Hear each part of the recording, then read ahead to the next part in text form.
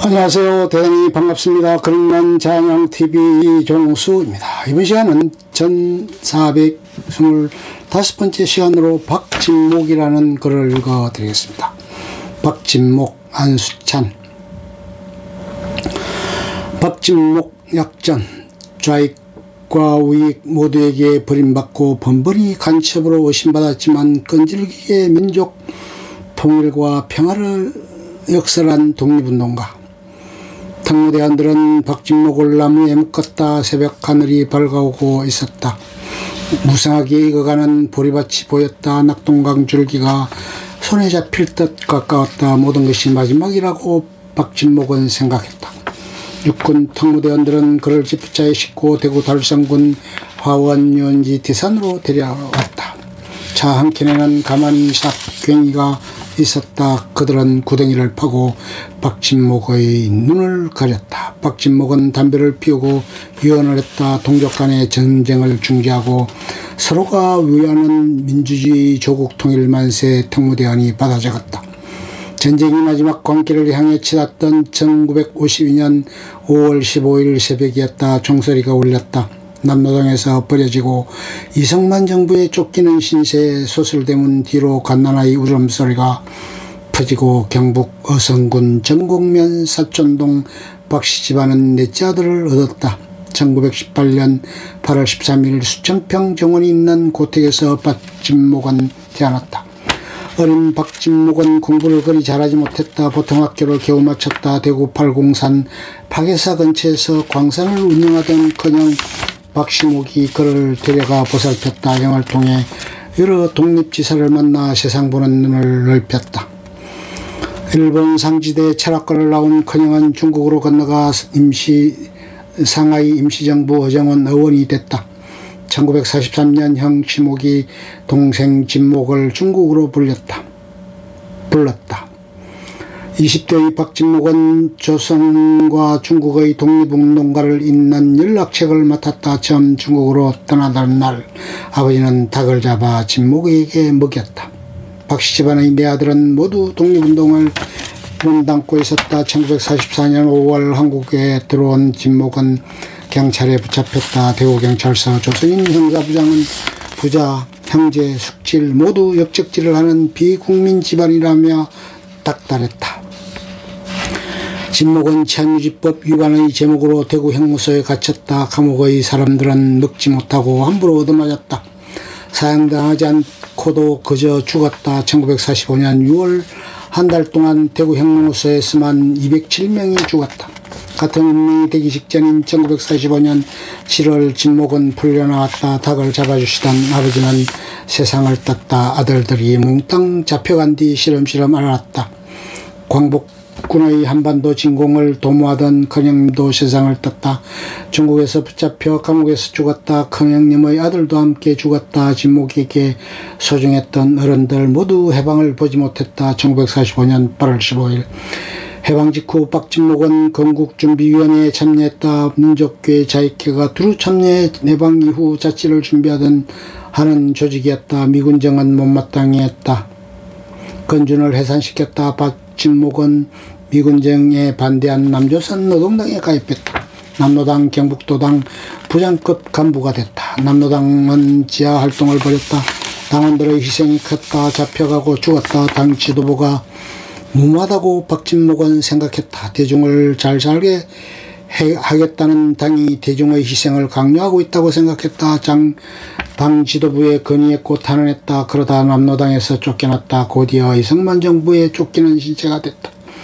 모든 정파로부터 박진목은 버림받았다. 1950년 6월 한국전쟁이 터졌다. 형무소에 갇혔던 두 동생이 풀려났다. 그들은 인민군의 진군에 환호했다. 진목은 생각이 달랐다. 동족을 죽이는 것이 영웅적인 행동은 아니라고 생각했다. 동생들은 나중에 북으로 갔으나 소식이 끊겼다. 서울에 남아있던 진목은 인민군의 노력동원에 끌려갔다. 미군 폭격을 무릅쓰고 다리를 놓고 길을 깔았다. 거리를 오가다 끌려왔을 뿐인 농투성이들이 폭격에 죽고 굶주려 죽었다. 박진목은 살아남았다. 홀몸으로 가족을 찾아오다 한국군에게 잡혔다. 발가벗겨져 총살 직전까지 몰렸다. 딱히 죄를 묻지 않고 인민군 폐잔병으로 몰았다. 어느 장교의 도움으로 천원으로 받아 도망쳐 나왔다.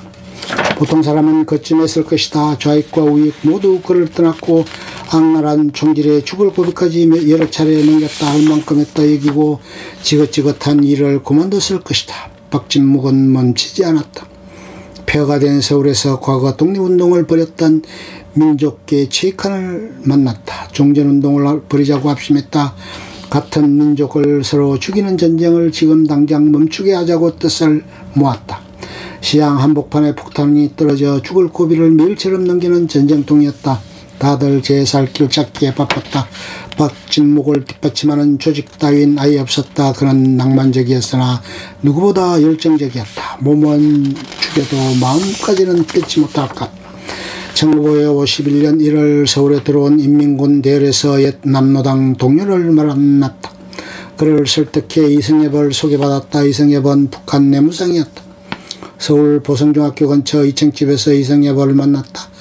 남북 간 정전 협상의 다리가 되겠다고 박진묵은 그에게 역설했다. 미군의 신임장을 받아오라고 이승엽은 말했다. 훗날 김일성은 이 만남을 근거로 박근영, 이승엽, 이강국 등 남노당계를 미국 스파이로 몰아 숙청했다. 나중에 그 사실을 알게 된 박진묵은 참으로 졸렬하고 어리석은 일이라고 북쪽 위정자들을 비판했다. 그는 평생 이승만과 김일성을 싫어했다. 1951년 여름 미군이 다시 서울에 입성했다. 박진묵은 미군 장교들을 만나 같은 이야기를 했다. 어찌된 일인지 미군도 그를 도왔다. 1951년 7월 미군 지프차를 타고 전선지대로 갔다. 이어 북쪽의 안내로 평양에 들어갔다. 북한 사회 안전성은 박진묵이 첩자가 아닌지 치주했다. 남노당의 옛 동료가 그를 배신자로 지목했던 것이다. 41일 만에 다시 남으로 돌아왔다. 이번에는 미군 수사기관이 그를 체포했다. 예정보다 북한 체류 기간이 길었던 것을 의심했다. 22일 동안 북한 간첩이 아닌지 조사받았다. 그래도 박진묵은 겁먹지 않았다. 부산으로 피난간 정치인들을 만났다. 이승만 대통령과 만남을 주선해줄 인물을 물색했다. 1952년 5월 육군 특무대가 그를 체포했다. 전쟁 시기에 종전 운운하는 것 자체가 이적행위라고 그를 몰아세웠다. 그는 어느 특무대원이 그를 아른 채 했다. 일제시절 큰형 시목을 치조했다고 했다. 독립운동가를 잡아 가뒀던 일제순세가 이제 평화운동가를 잡아들이는 한국 특무대원이 되어 있었다. 전쟁을 반대한 사람은 징역 살고 전쟁에서 사람 죽인 사람은 훈장을 받는 세상. 나는 징역을 택하는 사람이 됐다고 박진묵은 훗날 자서전 내 조국 내 산하 계몽사에 적었지만 그때만 해도 곧 죽을 목숨이었다. 특무대원들은 그를 야산에 데려가 눈을 가리고 적결 처분에 들어갔다. 마지막 가는 길인데 북에서 신익희 조봉암에게 전하는 말이라도 없었디까? 아무리 봐도 간첩이 아닌 것 같아 살리고 싶어서 궁리하는 거요. 눈을 가린 박진묵에게 특무대원이 속삭였다. 더 할 말이 없다고. 몸은 죽여도 마음까지는 뺏지 못할 것이라고. 더 이상 괴롭히지 말고 죽여달라고 박진묵은 말했다. 총소리가 연달아 터졌다. 까무러쳤다. 죽은 줄 알았다. 눈 가리고 수건을 풀어주며 특무대원들은 낄낄대고 웃었다. 그저 슬펐다. 했어도 안 되고 당해서도 안 되는 일을 나는 당했다고 박진묵은 자서전에 적었다. 1953년 6월 박진묵은 감옥을 나왔다. 한 달여 정디 정전협정이 체결됐다. 박진묵이 꿈꾸던 종전선언도 평화협정도 아니었다. 전쟁을 잠시 중단했을 뿐이었다. 그는 포기하지 않았다. 진보당의 조봉암과 사귀며 혁신계의 연합을 종용했다. 민족일보의 조영수와 만나며 그 창간을 조언했다. 민족자주통일중앙협의회 민족건양회 등의 민간 통일단체를 만드는데도 조력했다. 1961년 쿠데타로 집권한 박정희는 그를 내버려 두지 않았다. 박진묵은 방첩대의 치조를 받았고 혁명감찰부의 조사도 받았다. 번번이 간첩으로 신받았다. 그때마다 민족 통일에 대한 열정을 있는 그대로 설명했다. 군사정권은 그를 괴롭힐 수는 있었으나 죄를 물어 처벌할 수는 없었다. 그 뒤로도 오랫동안 박진묵은 가만히 있지 않았다. 훗날 군사정부에 의해 폐간되는 영남일보에 상임이사를 맡았고 공보부가 결성 즉시 해산해버리긴 했으나 독립운동에 몸바쳤던 여러 인사와 함께 민족정기에도 결성했다. 유신정권의 서슬이 벌었던 1973년엔 민족통일과 평화를 역설한 자서전을 출간했다. 서울 YMCA 강당에서 열린 출판기념회에서 당시 민주화 인사들이 대거 참여했다. 생전에 그를 따랐던 김도연 전 문화체육부 차관은 이병주, 조동필 등 당대 최고 지식인들이 선생의 말이라면 기꺼이 응했다고 말했다. 그 비결은 아직도 잘 모르겠다며 웃었다. 박진목은 진보운동에 도움이 되는 일을 스스로 찾아 나섰지만 남노당에 관계한 전력 때문에 누가 될 수 있다며 일의 전면에 나선 적은 한 번도 없다. 영향력은 지대했으나 이름은 세상에 알려지지 않았다. 운막생활 개의치 않고 독립유공 서훈 거절에 노년이 다가오자 박진목은 경기도 광주 남한산성 밑자락에 밭을 일구었다. 운막을 고쳐 살았다. 일제시대 해방정국 그리고 전쟁 이후까지 생계를 해결한 것은 아내 이영숙이었다. 옛 일본 대사관 근처에서 아내가 운영했던 중원식당은 민주화 인사들의 사랑방과 같았다. 나중에는 10평짜리 연립주택에서 말년을 맞았다. 그가 즐겨 사귄 이 가운데 명망과 재력가가 적지 않았지만 비좁고 누추한 집에 사는 박진목이 오히려 그들에게 술과 밥을 샀다. 가난을 참는 것이 아니라 전혀 개의치 않았다고 지인들은 회고한다. 가난, 이념, 권력, 전쟁은 그를 가로막지 못했다. 다만 세월이 박진목에게 달려들었다. 지난 7월 13일 저녁 박진목은 세상을 떠났다. 향년 92세. 생전 그는 독립운동을 했다는 사람이 독립운동의 목적인 통일을 달성하지 못했는데 어떻게 훈장을 받느냐며 독립유공자 신청을 완강히 거부했다. 서문을 받았다면 그의 죽음이나마 여러 언론이 기록했을 것이다.